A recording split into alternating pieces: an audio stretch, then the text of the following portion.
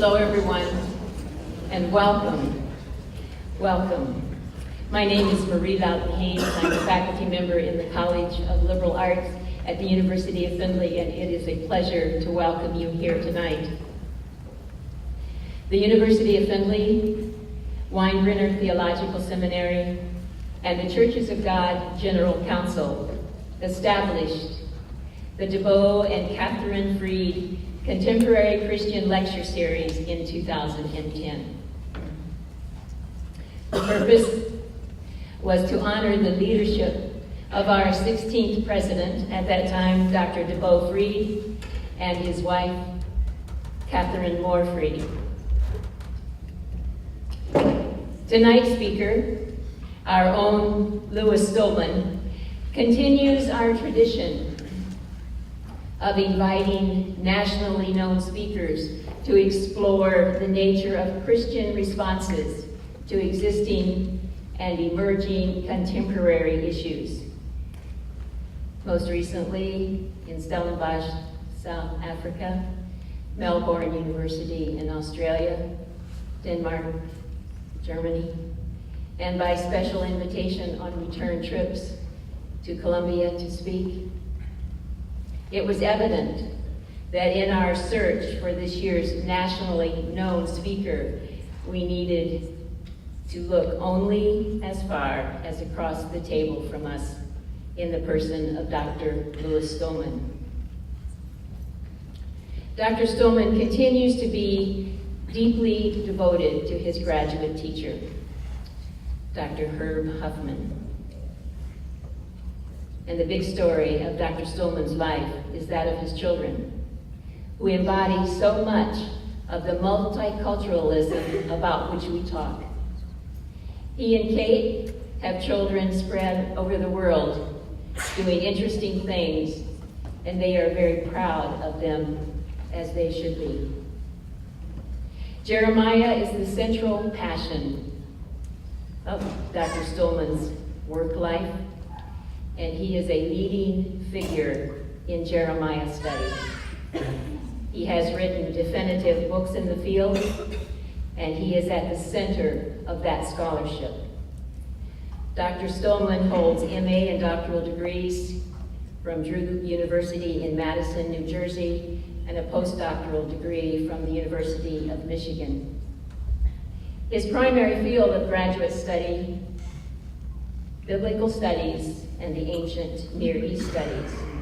He is professor of religious studies at the University of Findlay, beginning his tenure here in 1996. Before that, he was professor of Old Testament, the Gail and Harriet Ritz Professor of Old Testament at Weinbrenner. He has served as a visiting scholar at the University of Michigan. He's an external PhD examiner for Drew University in the US, for Stellenbosch in South Africa, and Melbourne in Australia. He has many books and commentaries. For example, the Oxford Handbook on the Book of Jeremiah, the Book of Jeremiah in the New Oxford Annotated Bible, 5th edition, the Book of Jeremiah, Common English Study Bible, Jeremiah Displaced, New Directions in Writing and Reading Jeremiah, You Are My People, and Introduction to Prophetic Literature, Inspired Speech, Prophecy in the Ancient Near East, Essays in Honor of Dr. Huffman. Troubling Jeremiah, Order Amid Chaos, Jeremiah as Symbolic Tapestry. Of this book, Dr. Brueggemann wrote, Louis Stulman has long since established himself among our most daring and imaginative interpreters of prophetic tradition. He has provided a remarkable study of the prophetic script as a literature of disaster and survival. These are among the most compelling words on the prophet I have ever read, wrote Dr. Brueggemann.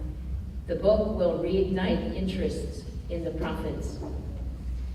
Dr. Stulman's honors and awards include the Richard E. Wilkin Faculty Chair in the College of Liberal Arts at the University of Findlay in 2009 and 10, Excellence in Education Award, Ohio Magazine in 2005, and the University of Findlay's Founders Academic Excellence Award for Faculty in 2001.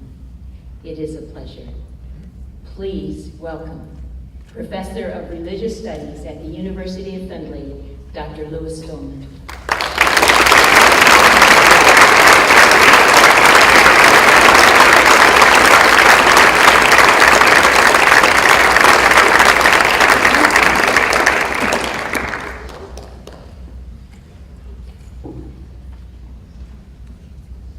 Thank you, Marie, for that generous introduction. I feel like I should stop before I begin after that gracious intro.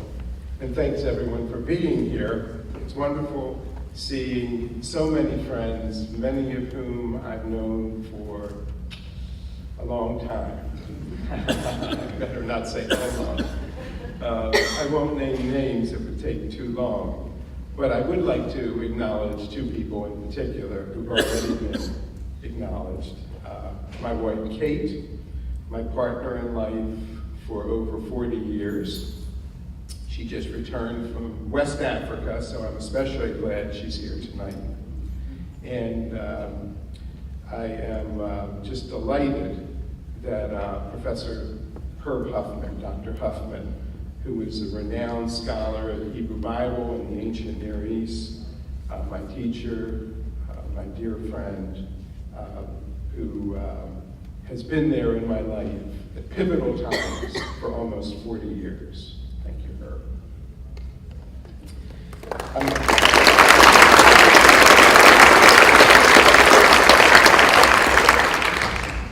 I'm so glad to see so many students. This is really breathtaking, actually.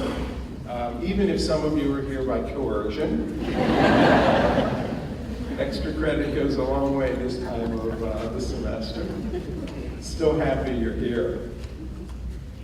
It's one of the great privileges of my life to give this lecture in honor of two extraordinary people, DeVoe and Catherine Freed. Their lives of public service and ethical leadership have enriched the world, actually, and our community beyond measure, as have their commitments to education, the arts, and the church. Dr. Freed, thank you so much. We're all indebted to you and Mrs. Freed.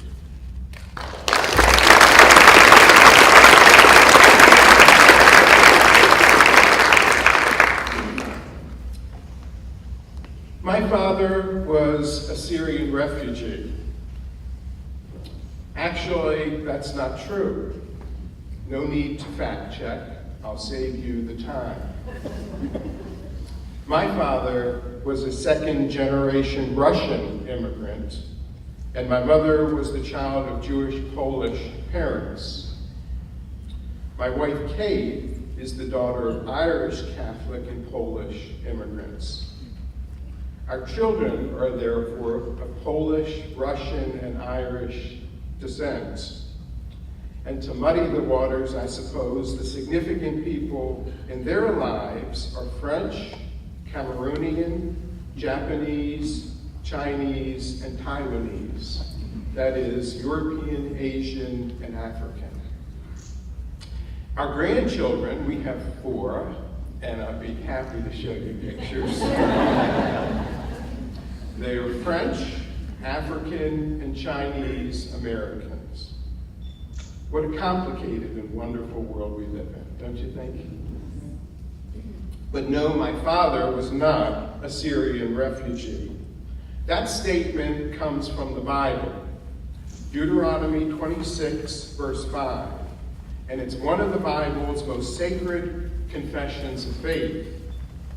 Until recently, I was largely familiar only with the standard translations of this Old Testament passage.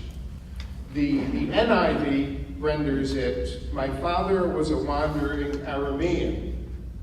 The new RSV, the NRSV, reads, "A wandering Aramean was my father." The King James translates it, "A Syrian ready to perish was my father." And then a few months ago, I was asked to write an article on Deuteronomy 26, verse 5, for a journal for ministers. My immediate response was to decline. I was swamped, and the deadline was too short. But before I said no, I told the editor, who was a friend of mine, I'd take the weekend to give the text a closer look.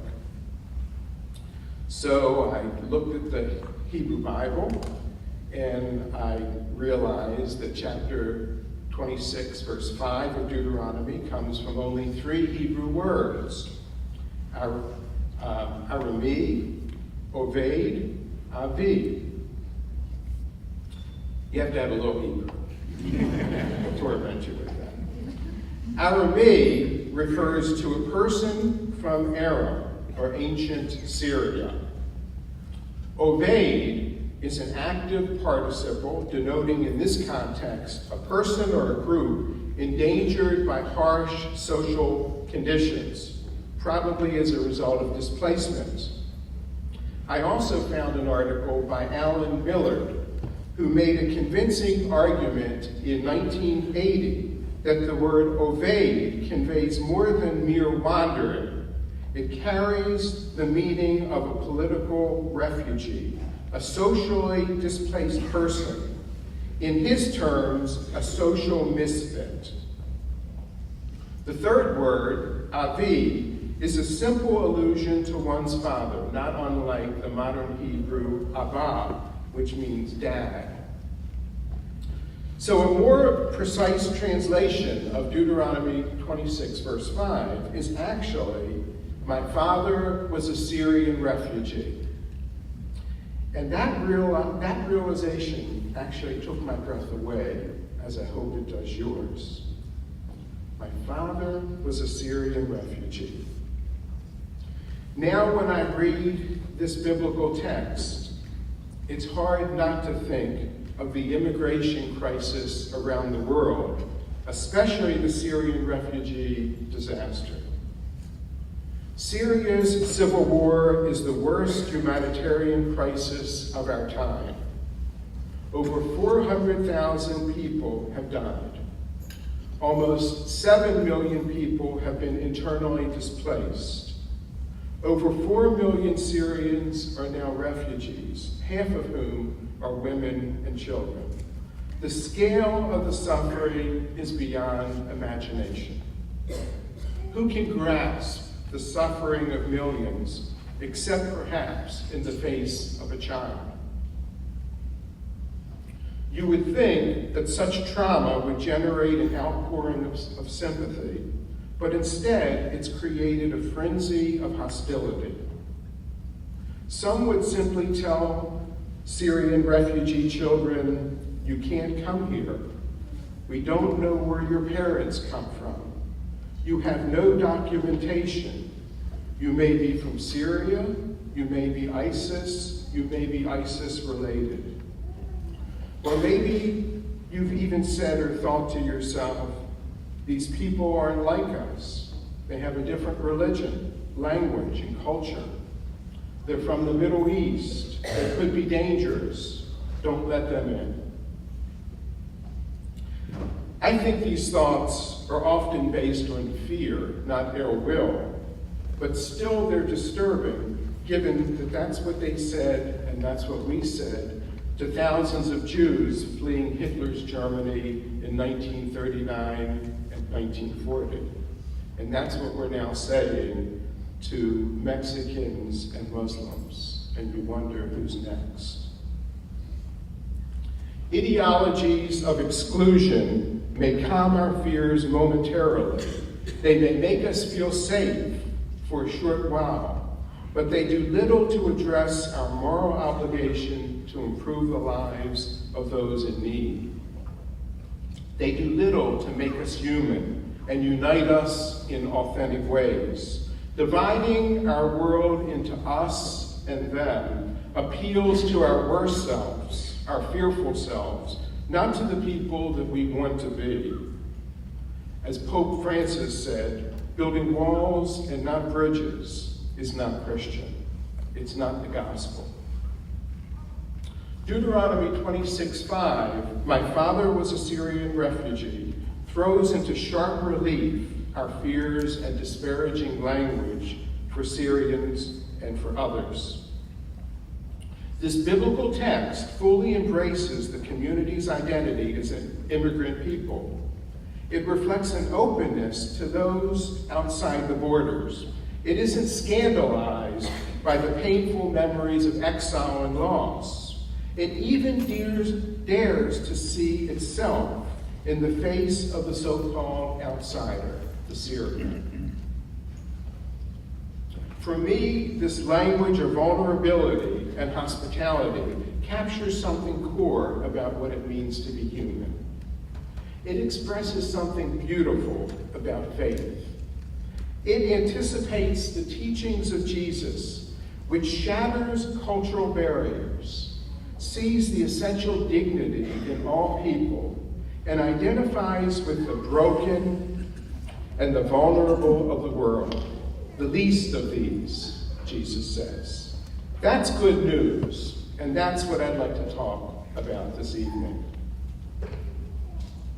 One might think that this verse, my father was a Syrian refugee, is just a peripheral statement, a fringe and outdated passage. It's so short, only 6 English words, just 3 Hebrew words. It's not even a command, but it's a testimony. And if you've ever read Deuteronomy, which I'm aware is not a bestseller, but if you have,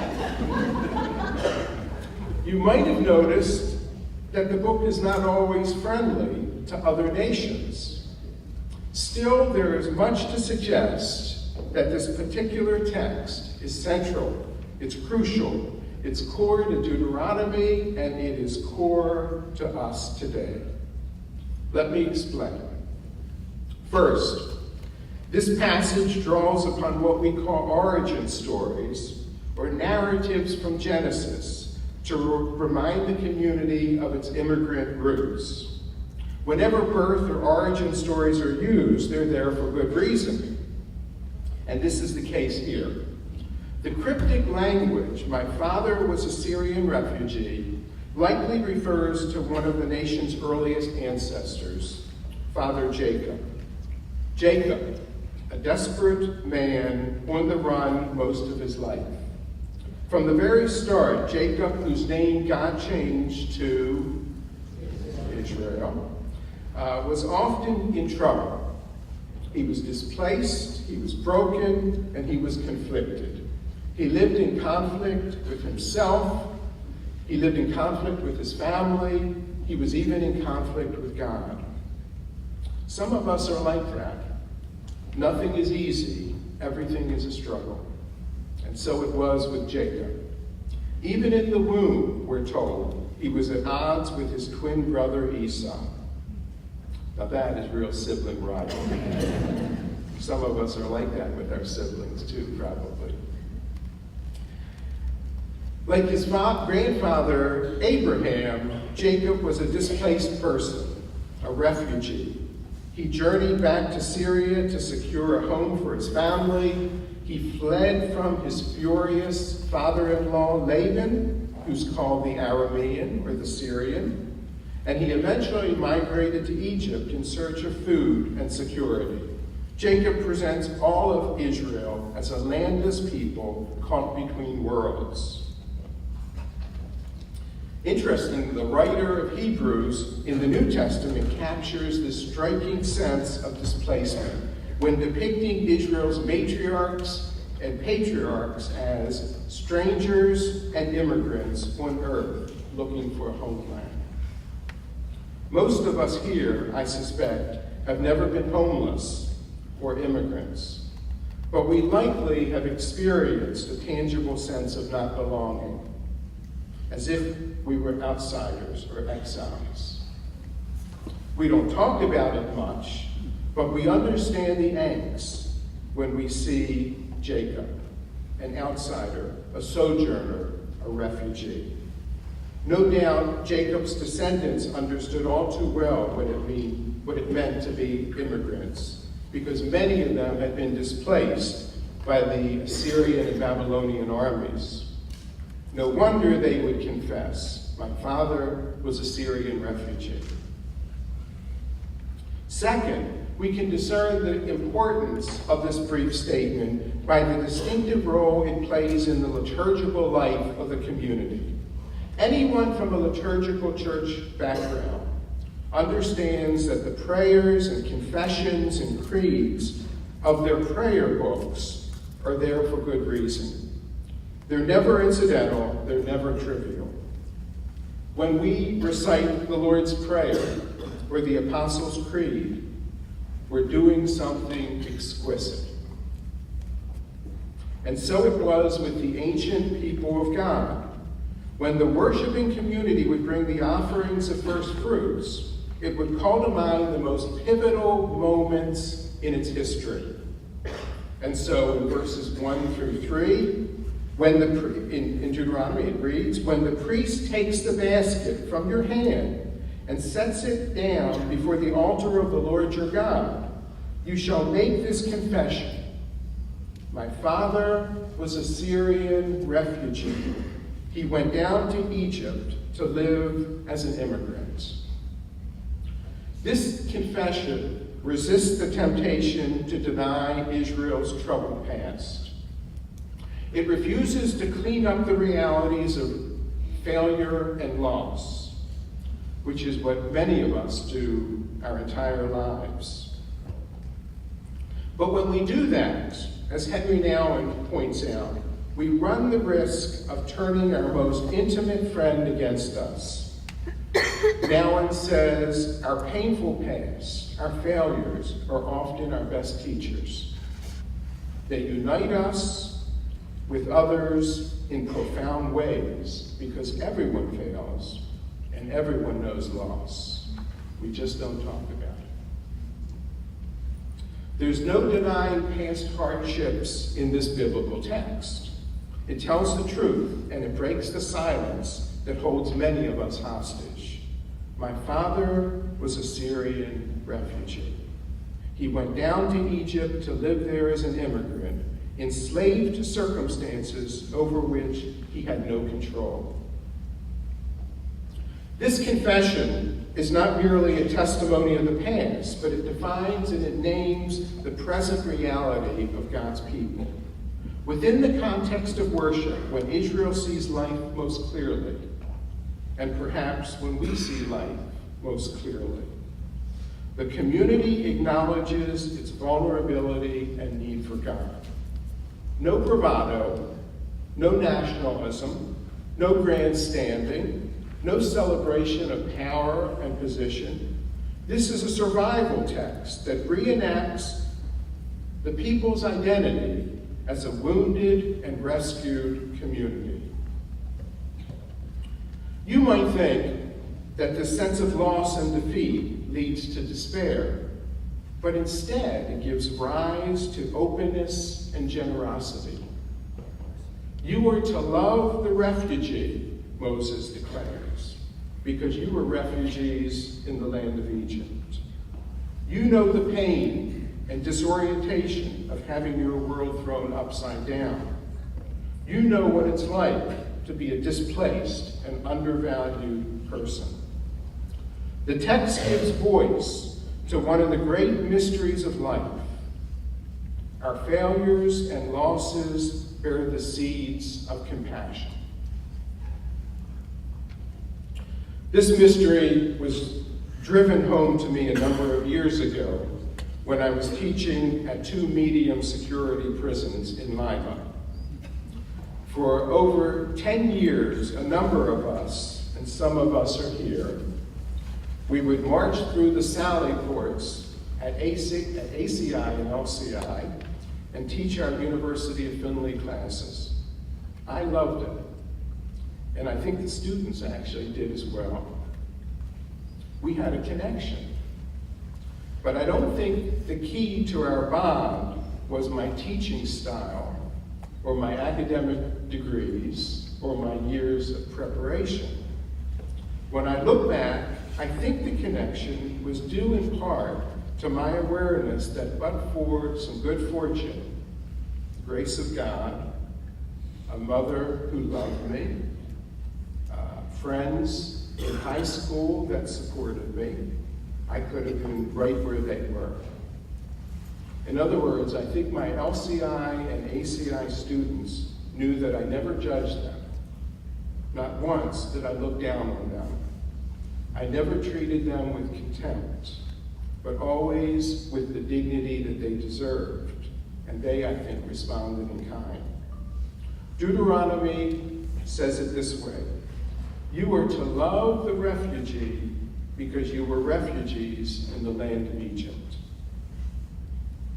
This brief statement is central to biblical faith, and hopefully it inspires us to open our arms and our hearts to those who are different than we are, who dress another way, who speak a different language, who come from a different part of the world.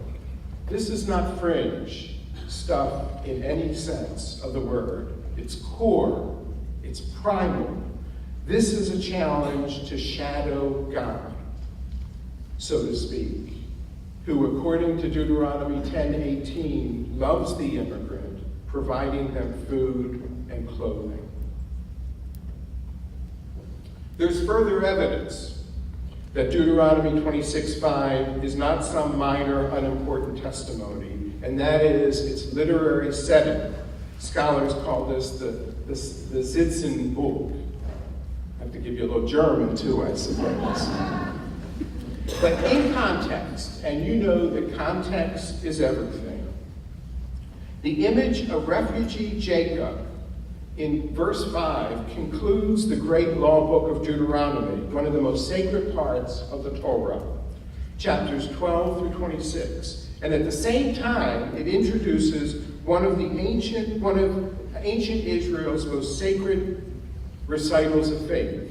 Some consider Deuteronomy 26, 5 through 10, the most important creed of the entire Old Testament, not unlike the concise confession of the gospel in Corinthians 15, which is Christ died, Christ was buried, and was raised according to the scripture. Here is biblical Israel's confession of faith. My father was a Syrian refugee. He went down to Egypt, living as an immigrant there with few members in his family. But that's where he became a great nation, mighty and numerous. The Egyptians treated us terribly, oppressing us and forcing us into hard labor.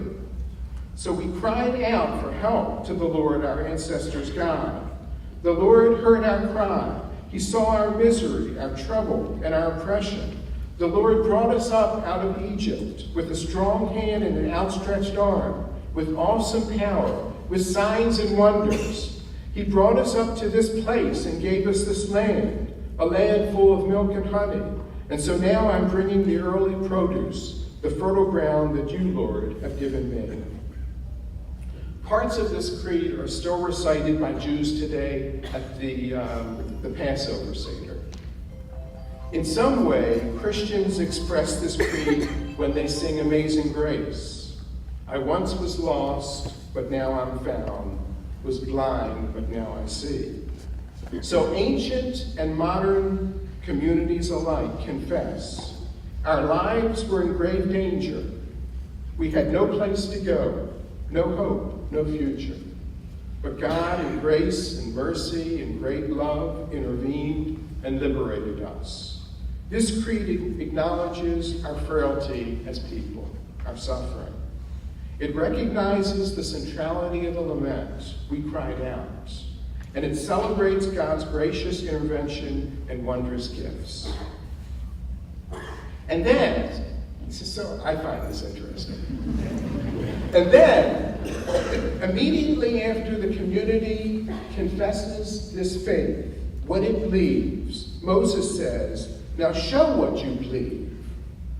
Share your resources with those who easily fall through the cracks. Temple workers, immigrants, orphans, widows. That is, the nameless people who don't draw attention to themselves. Those we pass by every day, but we don't see. Those who are just eking out life. I find it striking that within that context, right after this confession, the Hebrew word ger, translated immigrant or refugee, occurs 4 times. Let me just give you 3 of those instances. Verse 11, then you and the Levites and the refugees residing among you shall rejoice in all the good things the Lord your God has given you. We're all in this together. Verse 12, you shall give your offerings to the Levite, to the refugee, to the fatherless, to the widow, so that they may eat in your towns and be satisfied. Be generous, not tight-fisted.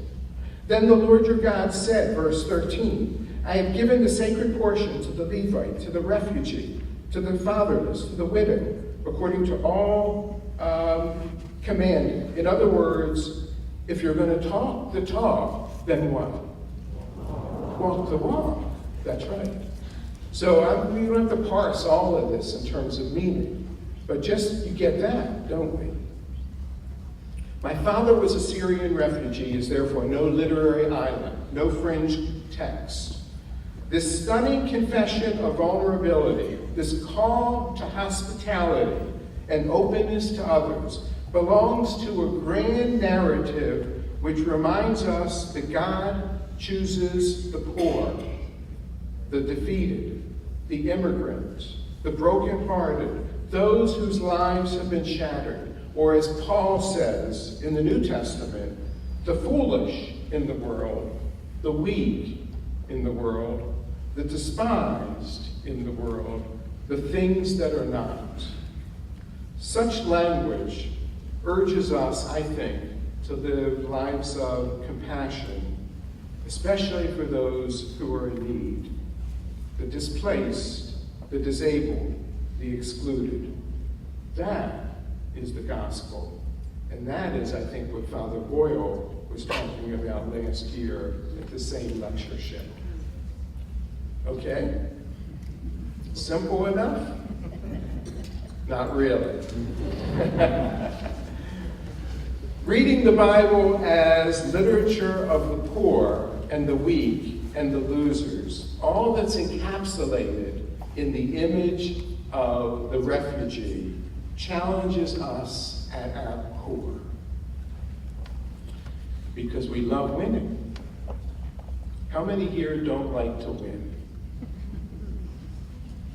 I think we're wired to win.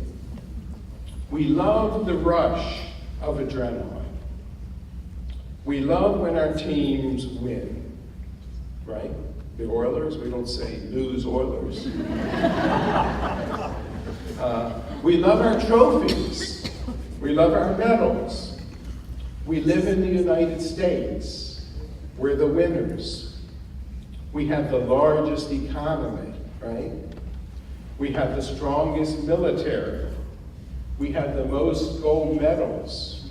You know, no one was going to watch the Olympics until we started winning. And the list goes on and on and on. We idolize success and power. So, of course, we interpret the Bible, our sacred text, the sacred text for many of us, as the story of the winners. I think of this, what some have called, I'm not alone here, the religion of winning. Every time I drive by this giant statue of Jesus on I-75. I know I'm going to offend some of you here. But I don't know, is it still there? But they tore it down? It got struck by lightning.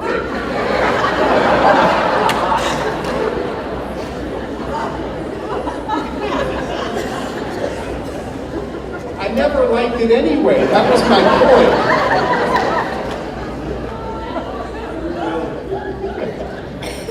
It's so big. It lacks subtlety. And for me, I questioned my faith every time I went by. I did. I felt like, does this represent what's so dear to my heart? But you know, this religion of winning is an interesting thing. And some have argued, and in some ways perhaps they're right, that the Bible itself inspires it. But it's still with problems. And let me mention 3 of the problems about thinking of our faith as the religion, the faith of the winners. First of all, from a historical perspective, historians have long noted that ancient Israel was actually a tiny country buffeted by geopolitical forces it could scarcely repel. Israel was invaded and occupied repeatedly, each time becoming a small province in a vast empire. Israel was never a superpower. It was never a powerhouse, rarely even the winners. It was a survivor nation, often the historical losers, a mere footnote on the pages of world history. And so it seems to me that any plausible biblical history or biblical theology has to take into account the enormous toll exacted on this tiny country by great empires, especially those on the Tigris and the Euphrates. In other words, when we look at the Old Testament, and certainly the same case could be made for the New Testament, but if we look at the Old Testament, we must take seriously the realities of war, captivity, and loss. But not only is reading the text as a narrative of the winners historically problematic, it is also saddled with profound ethical problems. Such a view has a long and sad history of generating violence against people of color, women, and those with different sexual orientation. For example, we still hear gays stigmatized and demeaned, and some never recover from this kind of treatment. Some bear the scars their entire lives and never again will enter the doors of a church. It's so sad. I could give stories and stories, and I'm sure you could add to them. My point is this, and it's a point that columnist David Brooks has made on several occasions. Reading one's sacred text as an expression of power from a position of power rather than love and humility is a deadly combination. It incites hatred, bigotry, and intolerance, often in the name of God, whether the religion is Islam, or Hinduism, or Judaism, or Christianity. Besides its historical and ethical problems, reading the text as a story of winners actually ignores much of the Bible. Instead of depicting Israel as dominant or powerful, we encounter in the Old Testament a people on the margins, dislocated and out of sorts, vulnerable and yet resilient, in trouble yet surprised by grace, victims of history yet survivors against all odds, in chains yet grateful for moments of redemption. If we had more time, we could talk about Genesis and its portrayal of God's people as endangered, always endangered by infertility and famine and family conflicts. We could talk about Exodus, which is inundated with suffering. We could talk about the expressions of grief in the Psalter, as if Israel in worship is always Israel at risk. We could talk about the suffering of Job. We could also talk about the sense of loss that permeates the prophetic literature, which Paul Kim and I have called a meditation on the horrors of war. Just do a casual reading of the prophets, and you'll discover that God's people are rarely the winners. Isaiah speaks of God's people as a holy remnant. Now, if you're a holy remnant, what does that mean? It means that not a lot of you are left. It means just a few.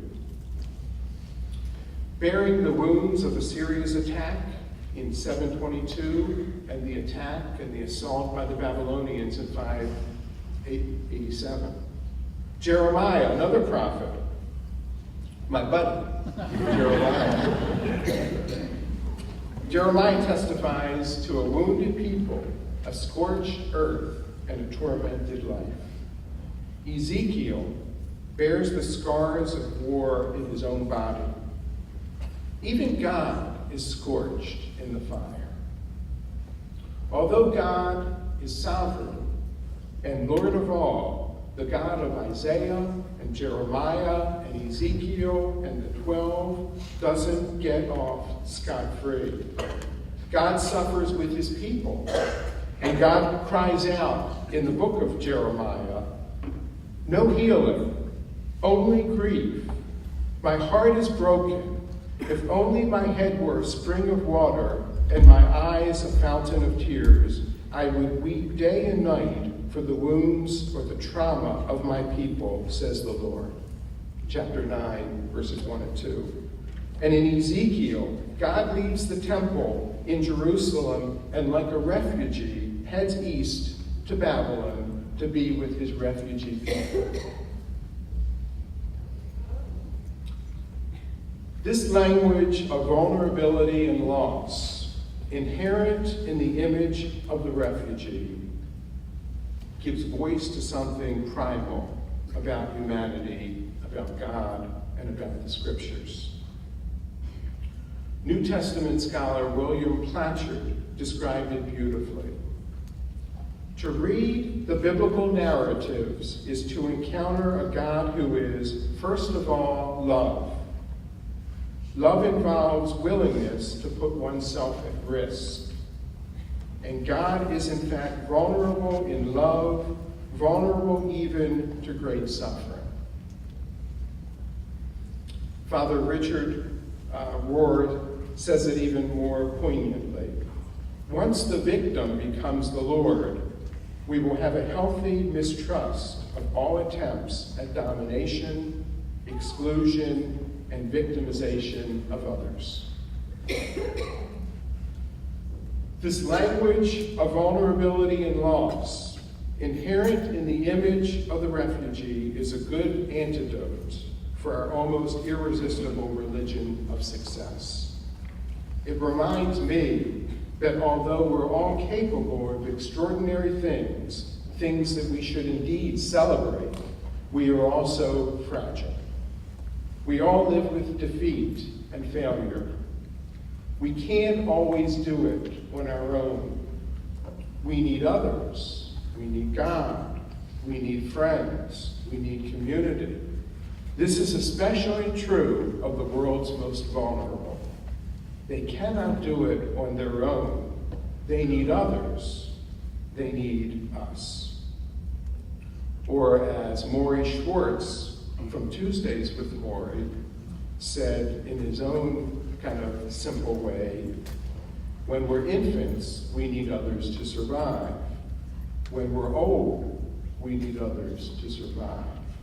But here's the thing, in between, we need others to survive even more. We just don't always recognize it. My father was a Syrian refugee.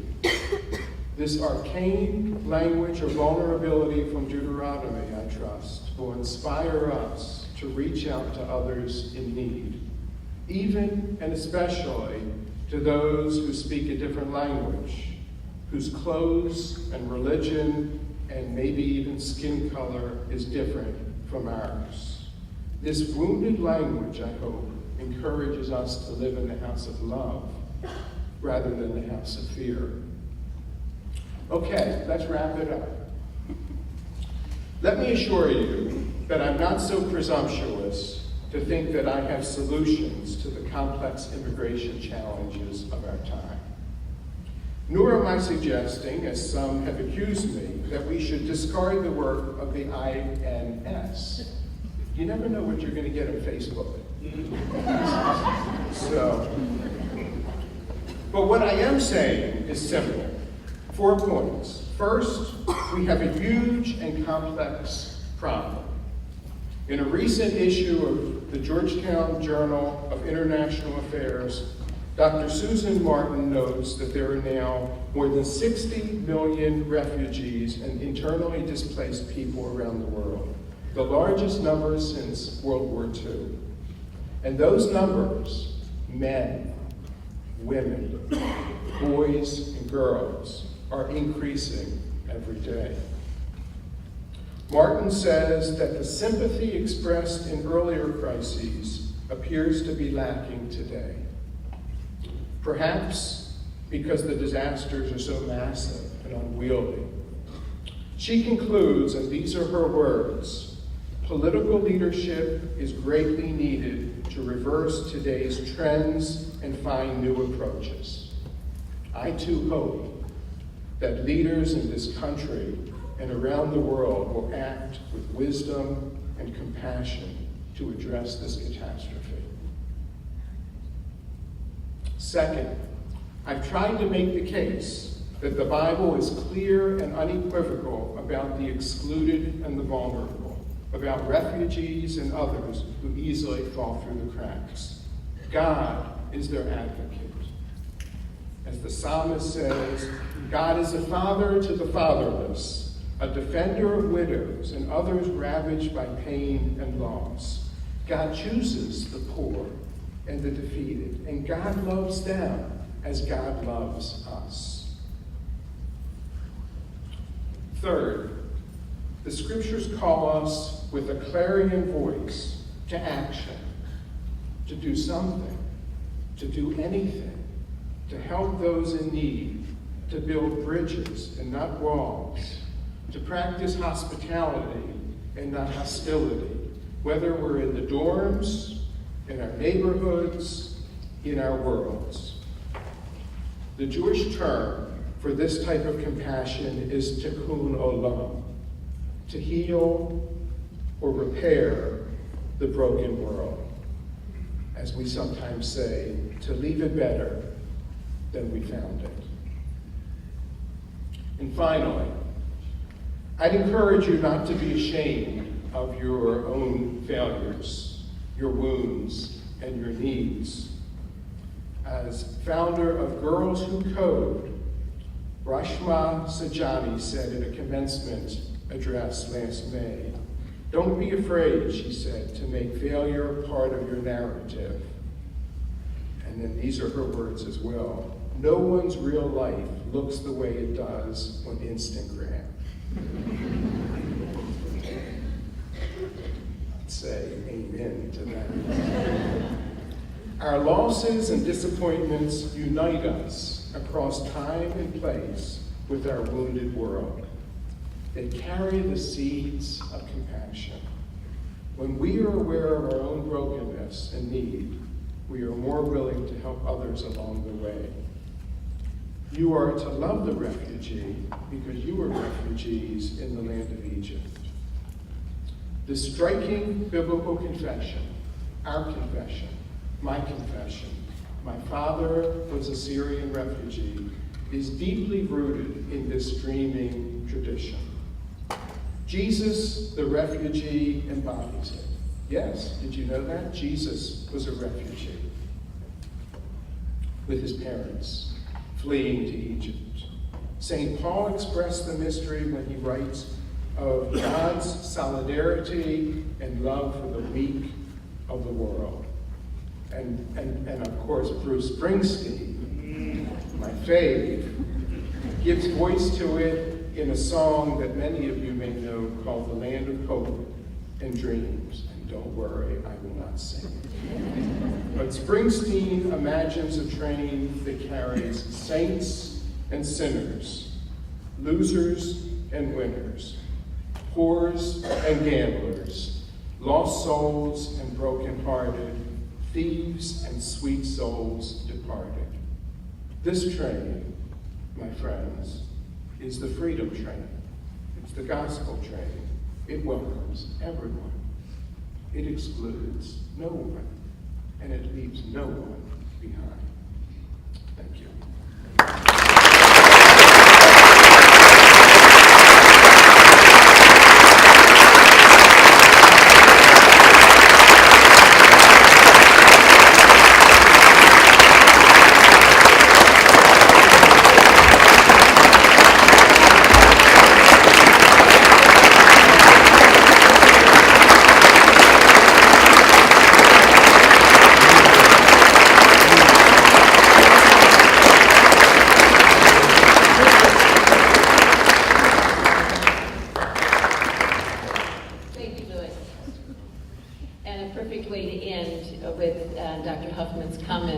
Thank you all again for being here tonight. I look forward to seeing you wherever you may be and wherever our paths may cross. So peace be with you tonight. Take care, my friends. See you soon.